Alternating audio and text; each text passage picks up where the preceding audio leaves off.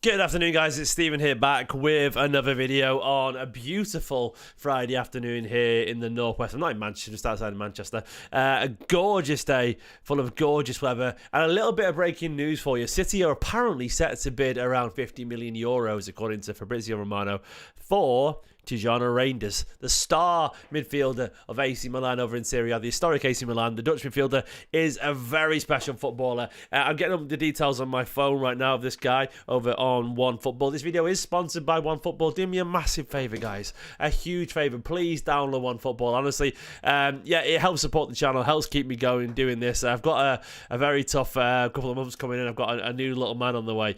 So all the support would be massively appreciated. If you want to help support Stephen as I'm about to have second child in my life very, very, very, very soon, download OneFootball. That would be really, really appreciated. And also, it's a wonderful app, simply fantastic. I'm looking at, oops, just dropped something. I'm looking at the stats right now of Tijjani Reijnders, and he's a very, very impressive player. A really impressive player, actually. 10 goals this season, by the way, in the Serie A. 56% shot accuracy as well. So this guy knows how to shoot. 7 right-footed goals, 2 left-footed goals. He's got a header as well. Successful dribbles, 36. He's in the top 15 of assists in the league. Yeah, really impressive player. Total passes, 1,370.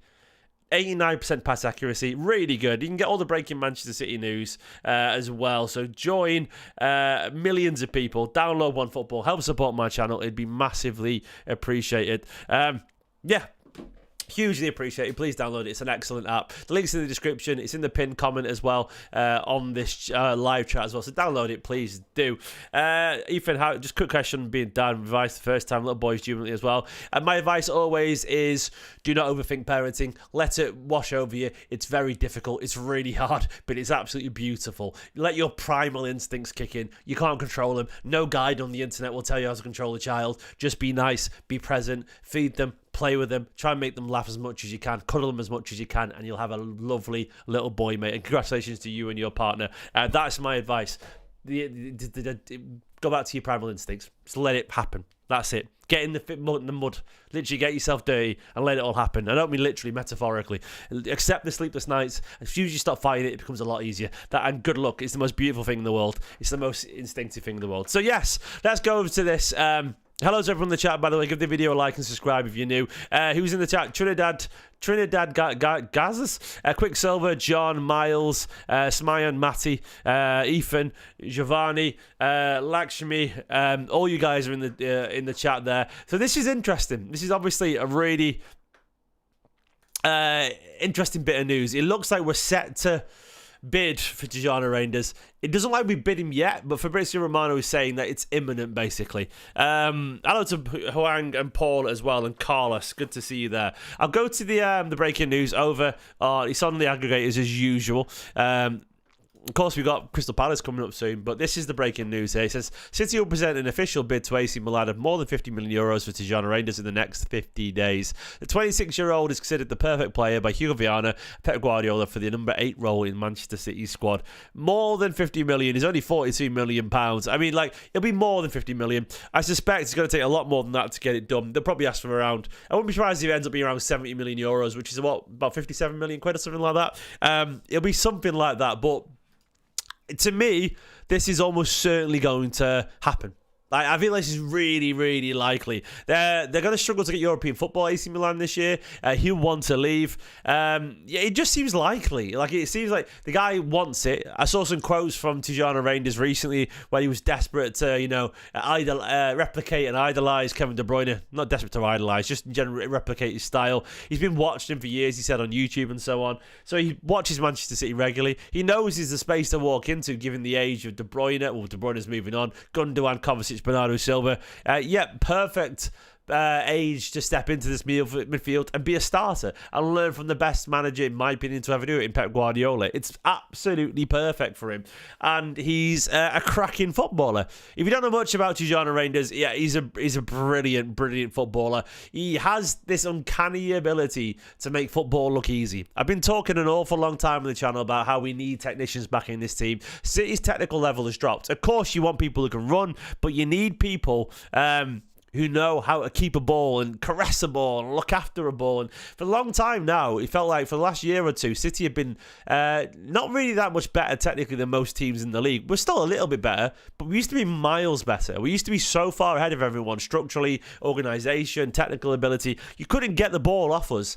And these days you can get the ball off us because Kovacic runs into someone, You've got people a bit more direct, like Phil's a bit more direct. You've got wingers who want to run at people constantly. You had Nunez who couldn't keep up with the pace, and Phillips couldn't either in central midfield. And no Rodri there, and De Bruyne is a little bit more direct these days. Gundogan and Bernardo haven't got the legs to keep it the way they used to. We just give the ball away a lot more than we used to. Reijnders would allow us to slow it down and play the Manchester City way, while also being a guy who can play multiple roles. And what I mean by that is, okay, he's still a number 8, but the best number 8s in Manchester City, think about Pete Bernardo Silva, Pete Gundogan, they drop deep and help alongside Rodri to get the ball. And as we work it up the pitch, they present the passing angles, they move intelligently, they take a simple pass, they play a simple pass, and they move where they need to be and make themselves available because they trust their technical ability, they trust their instinct, they trust their talent, essentially, to keep the ball. And he has that wonderful footwork.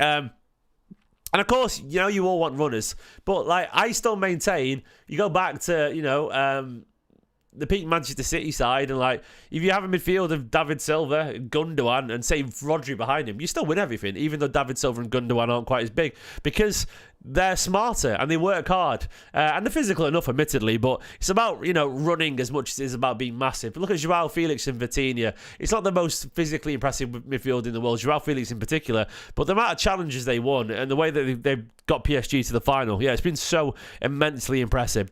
Technicians, get them back. And Reijnders as well, he's very good at the sort of Bernardo Silva role and the Gundogan role. He can do both. He's a goal scorer, and we've been crying out for it. Absolutely crying out for it. The thing is about Joao Neves, what did I say? Joao Felix, sorry. Joao Neves, very tired. I meant Joao Neves. Just one of those days. But yeah, the thing about Reijnders, apparently he's not the most aggressive physically in terms of defensive work, but he's about 5'10". He's a good enough size, and he can do that. I'm sure he'll do that if Guardiola teaches him how to do it. He's got a decent turn of pace, so look. There's a super chat there from Huang Truong. I'll get to it in a minute, mate. I absolutely agree. He's exactly what City have needed for an awful long time. A technical genius. And I can't wait to see another in a Manchester City shirt, because I felt like the last few midfield signings, Kovacic to a lesser degree, but Nunez and Calvin Phillips, they've just not been that smart, not been that brilliant, and that's just not what City are like, We previously always had just geniuses, players that know what they're doing on the ball and won't lose it. And that's not what we've had for a while. So Huang Chung with the super chat there says, Reijnders is exactly what City severely lacks in midfield all season. His performance against Real Madrid shows he can hang with the very best. No, I entirely agree, my friend, and thank you so much for the support. The super chats are always really, really helpful, so thank you, everyone. And if you want your comment highlighted and get your thoughts in, please do. Just you don't have to, but of course it does mean the world to me. Yeah, no, I agree. He's exactly what we've been missing for an awful long time. His ability is unquestioned, in my personal opinion. And he's in a breakout season, not a breakout season, but a starring role for AC Milan this year. He's just clearly cut from a very Guardiola cloth, very Gundogan coded, a little bit Bernardo Silva coded. There's a really good article, actually, from Sam Lee about this. I think I retweeted it the other day, but it shows a lot about the way that he plays and all this kind of stuff. And I read it the other day, and I was really impressed with it. He's a cracking footballer. One with an awful lot of talent. I would recommend reading this. It says, he can dictate a game.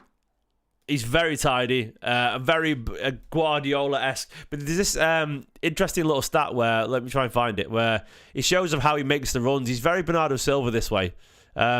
He says here, he said, in terms of similarities to Bernardo and Gundogan, he does make very similar movements. He runs in behind in the half spaces, a classic Gundogan, as is the knack of arriving late into the area to shoot. So he gets in the half spaces like Gundogan does. He also gets into the area late to shoot. So yeah, according to Skill Corner, data analysts will break down a player's movements on the pitch. He's actually the most similar to Bernardo, particularly when it comes to supporting attacks and offering passing routes. The head of the ball is defined as a run in advance of the ball carrier without breaking the defensive line. So getting like the overlap, basically. So there is, 29% of his off-the-ball runs ahead of the ball. He does support runs 21% of the time, as you can see there. He comes short 13% of the time. In behind 12%. But you can see by look at that aesthetic of that colour there, and there's Bernardo's. It's very similar, isn't it? Very similar aesthetically. Like, almost these two blocks here, the first 6 lines are almost identical between Tijjani Reijnders and Bernardo Silva. So it's one of those things where they're very similar players, and they'll offer an awful lot going forward, which is exactly what Manchester City need. You know, we need technical footballers. He's more of an 8, yeah, he's absolutely more of an 8, but he's the 8 guy. He's the 8 that can drop down into a 6 and get the ball off the defenders. And he's the 8 who can get forward and score goals like a 10 because he scored 15 goals this season. So he's essentially like, look, if it was 20 years ago, he'd be one of us. He'd be a central midfielder. You know, that's what he would be. Apparently, he's not the most aggressive defensively, but nor was Gundogan or David Silva beforehand. They were tenacious winners, but Guardiola made them better. He made them much better in terms of their work rate and their understanding defensively. So I'm sure he'll get better at that. It's one of those things where, you know, he doesn't currently play for a team that presses that hard, and he doesn't play for a team anywhere near as good as Manchester City and AC Milan. Yeah, look, very similar to Gundo. Very similar to Gundo. I really see that. And I've got a really good feeling about this signing, and I've got a feeling it will happen as well. Yeah, I just feel it will do. I think it feels inevitable. I don't think there's going to be much pushback. I think apparently they want excess of their record transfer, which was 55 million for Kaka, I think, or something like that. They'll probably end up going for, like, pushing 60 million or something like that. 57 to 60 million, which would be about 70 million euros. Like, if City get to that, and they probably will do, you know, there'll be a deal there. And they probably need the money anyway, so. And the thing is yeah, Samayan just said in the chat, he plays next to Fofana, who's really tenacious, so he doesn't have to do a lot of the work anyway, so. Yeah, he's in good shape as well, can handle the presses. But it's one of those things where we will be okay. You know, I think he's a good signing. I'm looking at the stats once again. He's a good height. He's like pushing. He's about 6 foot, if not quite. Yeah, he's tall. 26 years old. He also hasn't played a lot of elite level football in a good way. Like he had. I'm looking at his career. He was only playing in Milan for 2 years. He was playing at AZ over here, AZ Alkmaar in the Netherlands for a few years. And he was only playing for their academy sides about 5 years ago. So he was playing for the academy sides in the Netherlands 5 years ago. So in terms of like elite level top flight football, he's only got a few years experience, which is a good thing, which means he, you know, will offer legs and energy in the bank as well. So he hasn't been playing like, you know, intense European football since 17 years old or something like that, which does start to wear down a player. I guess what I'm trying to say is that he shouldn't be too tired. He should got a lot of energy in the bank, basically. And he will fit well into the 4-2-2-2 system. Yeah, I expect he'll play alongside Rodri every now and then, or a little bit further ahead. I'm really excited by this. I think this is going to be a really, really smart signing, a bit of a sexy signing, because he's a cracking footballer, and I can't wait to see a magician again at Man City, because we don't see a lot of them. It's something he'll play sort of like in this role here. Obviously, we're all going to call him Rudolph as his nickname, because he's a reindeer. If gibbs-white comes, I'm going to put gibbs-white there. By the way, I think the backup to Verts is probably just Foden, and we'd move on or something, do something else. I don't know. But I won't be surprised if gibbs-white comes, it ends up looking something like this, where you see something like that. And we see a 4-2-2 sort of midfield. Attacking fullbacks, Marmoush and Haaland. Then obviously the wingers will play every now and then, but attacking fullbacks. And it could be that as well. Gibbs-white sits a bit deeper because he's more of a runner and will get forward. It could be something like that. But I know you didn't have the greatest game against Bologna, but you know, look, I've seen Gundogan stink it out against, you know, mid-table sides many years ago. We've all seen it. It has to be. I mean, yeah, I don't even know why I'm explaining the role. Is it just Gundogan, young Gundogan? Like, I mean, genuinely young Gundogan. He's very, very exciting. Madrid want him now. I think he'll come to the Premier League. He's not going to go to Madrid.